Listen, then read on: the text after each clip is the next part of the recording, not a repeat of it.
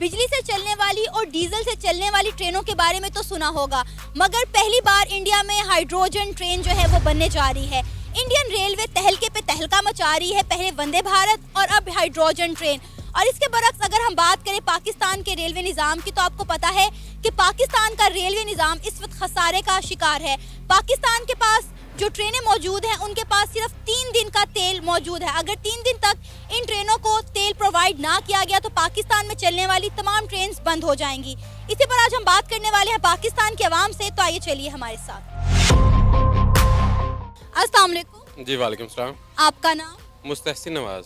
मुस्तहसिन, मुझे पाकिस्तान के रेलवे के बारे में बताएं कि हमारा रेलवे निज़ाम जो है वो इस वक्त किस सूरत हाल में है? बहुत मिजरेबल कंडीशन में है। ऑब्वियसली बात है, इवन कि हमारा जो है ना वो बहुत ज़्यादा जो है ना वो लॉसेस में है। वो अपने इवन के वो अपने इतने एक्सपेंसेस इतनी जो है ना वो इनकम नहीं जनरेट कर पाए कि वो अपने आप को जो है ना वो रन कर सके।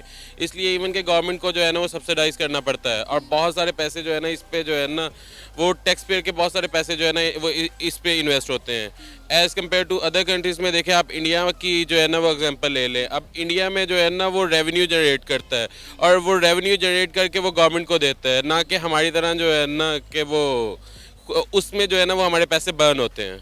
अगर हम इंडिया के रेलवे निज़ाम की बात करें तो पहले उन्होंने पिछले दिनों वंदे भारत जो है वो लॉन्च की, बड़ी सक्सेसफुल रही वो, और अब जो है वो हाइड्रोजन ट्रेन जो है इंडिया बनाने जा रहा है। पहले जर्मनी में बनाई गई थी और अब इंडिया में बनाई जाने लगी है। तो क्या कहेंगे, कितनी बड़ी अचीवमेंट है ये इंडिया की?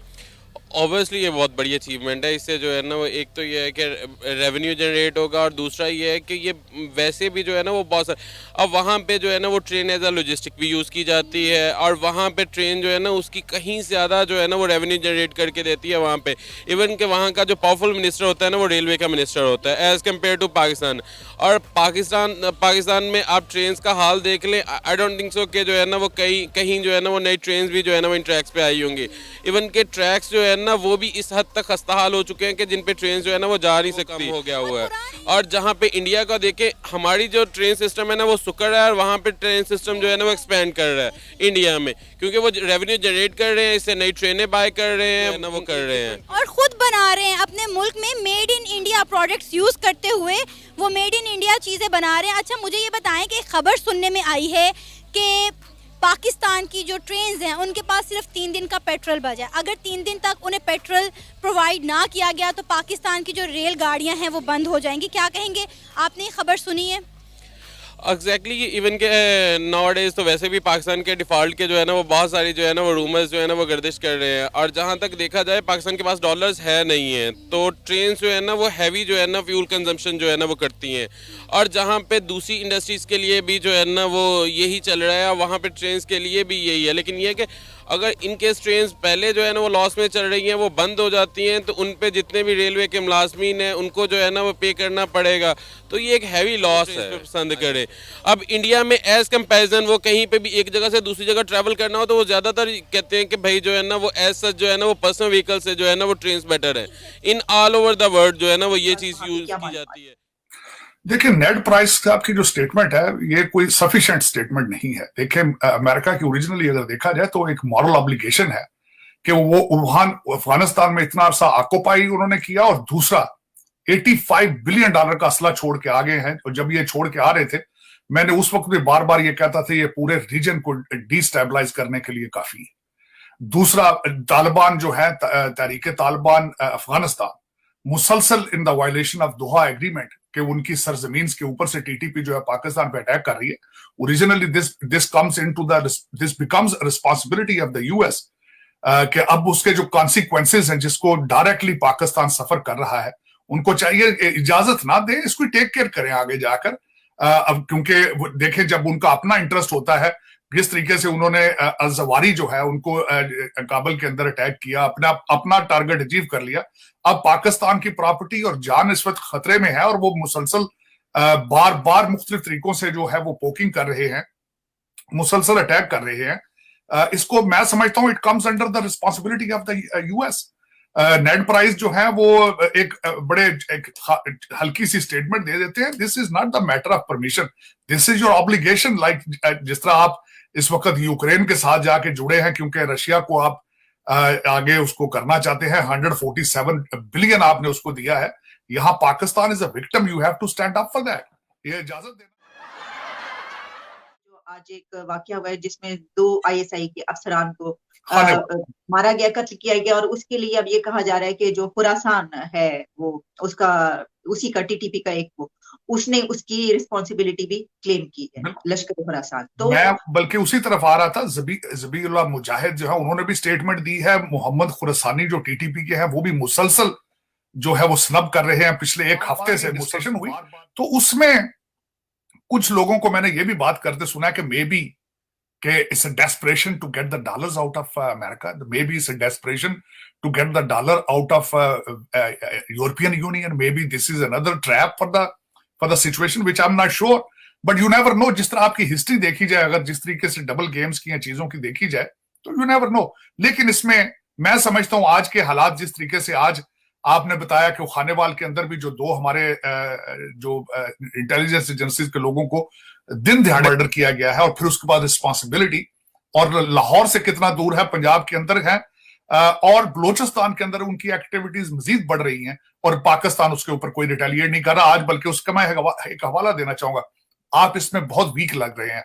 आज राना सनाउल्लाह साहब ने एक स्टेटमेंट दी है कि हम TTP को मुज़ाकरात के टेबल पर लाने की कोशिश कर रहे हैं। हम देख रहे हैं, मैं देख रही थी कि DW में इसके हवाले से एक खबर ये पब्लिश हुई है कि अब जो पाकिस्तान में रहने वाले हिंदू हैं, हिंदू बरादरी जो हिंदू कम्युनिटी है, उनके लिए एक बड़ी ख्वाहिश ये पूरी की गई है कि इंडिया के PM मोदी की तरफ से अब एक आप कह सकते हैं कि स्पॉन्सरशिप इसको कहा जाता है, तरमीम शुदा स्पॉन्सरशिप, उसमें एक वो अमेंडमेंट की गई है जिसके तहत यहाँ पर रहने वाले बड़ी तादाद में जो हिंदू हैं वो अपनी जो अस्थियां हैं आखिरी जो होती है वो वहां पर गंगा में ले जाके बहा सकते हैं। तो जाहिर है कि दोनों कंट्रीज के बीच इस तरह का ये वो हुआ होगा, और यहाँ पर रहने वाले जो हैं हिंदू वो उनको अब वो ख्वाहिश पूरी कर सकेंगे कि अपने रिश्तेदारों की अस्थियां वहां पर ले जा सकें। इसको क्या मैं इसको बड़ा खुश है स्टेप लूंगा कहूंगा। और दूसरा मैं आलिया ये कई दफा ये कह चुका हूं कि पाकिस्तान को they have to fix their relationship with India to move forward. तिजारत शुरू करना इसके बगैर गुजारा नहीं है। आपको रिलेशनशिप आप ठीक करने होंगे। बल्कि उसमें मैंने कई दफा हवाला दिया है भारत और चाइना के रिलेशनशिप पे कि उनकी झड़पें भी हैं, बॉर्डर पे भी खड़े हैं, लेकिन ट्रेड भी कर रहे हैं साथ। अब ये अस्थियों की बात कर रहे हैं, ये बड़ा खुशाइंद बात है, लेकिन बल्कि मैं तो इसको यहां तक कहूंगा कि जो यहां आपको पता है कि पाकिस्तान हमारे कई अभी जानने वाले हैं जिनकी बड़ी क्लोज रिलेशनशिप है भारत के अंदर, बड़ी क्लोज रिलेशनशिप। मैं कई फैमिलीज को जानता हूं जिनकी शादियां हुई बना दी गई है। हिलाली साहब, हुकूमत ने तवानाई की बचत का जो प्लान पेश किया है, आपको क्या लगता है कितना इफेक्टिव हो सकता है? देखिए, कहने की बात यह है कि गवर्नमेंट ने कॉस्ट भी किया और क्या है कि 62 बिलियन रुपया बचेगा अगर हम 8-8:30 बजे ख़त्म करें। मगर अगर आप जिन लोगों पे असर होगा उनको आप पूछें, मिसाल के तौर पे president of the FPCCI, Pakistan federation of commerce and industry, वो कहता है बड़ा गलत फैसला है। कराची ट्रेडर्स एसोसिएशन, बड़ा गलत फैसला है। इलेक्ट्रॉनिक डीलर्स एसोसिएशन, बड़ा गलत फैसला है।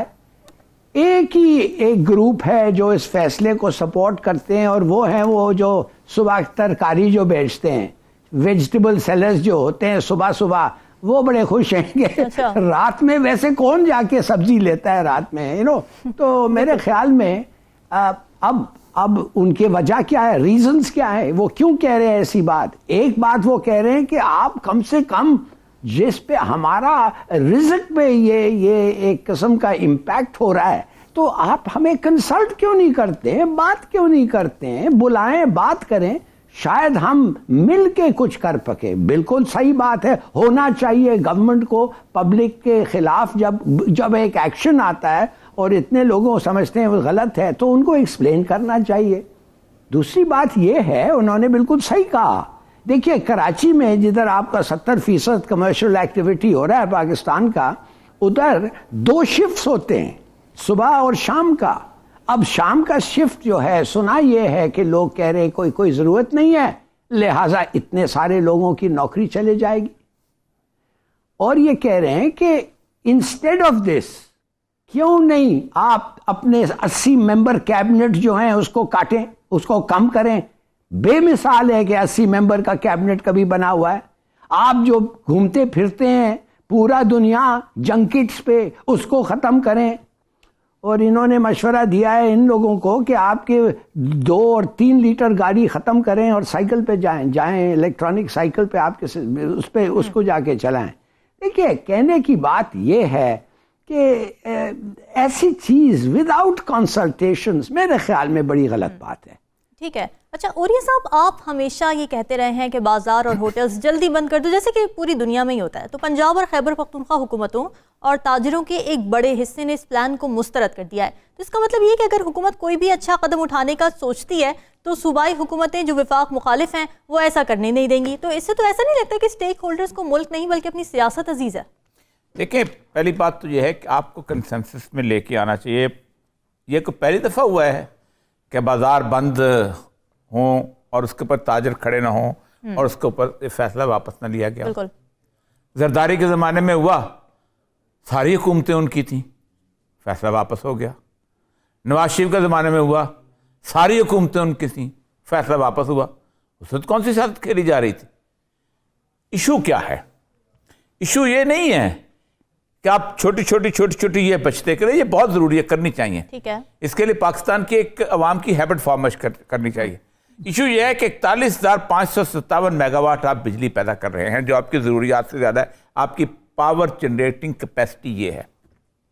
उसके ऊपर वो जो चीखते हैं ना लोग कि इस पाकिस्तान को कर्जों की झंझट में फंसाया किसने है, वो इसलिए है कि आपने महंगे, पहली बात तो चलो महंगे कर लिया, ठीक है, कि आपने इनसे जितने भी IPPs बनाए थे जो कि तेल लानी है, ये करनी है, वो करना है, LPG से बनाने हैं या कोल से, यानी कोयला भी जो इस्तेमाल हो रहा है ना इस वक्त इन प्लांट्स में, वो बाहर से आता है। पाकिस्तान का कोयला इस्तेमाल नहीं होता। ठीक है। उसके अंदर एक बड़ी ज़बरदस्त किस्म की एग्रीमेंट हुआ कि तुम खरीदो या ना खरीदो, तुम बिजली इस्तेमाल करो या ना करो, हमें पैसे दोगे, क्योंकि हमारी जनरेशन कैपेसिटी इतनी तुमने लगवा दी है, इसलिए तुम पैसे दोगे। अच्छा, ये वो एग्रीमेंट है कि जिस एग्रीमेंट को रिविजिट होना चाहिए।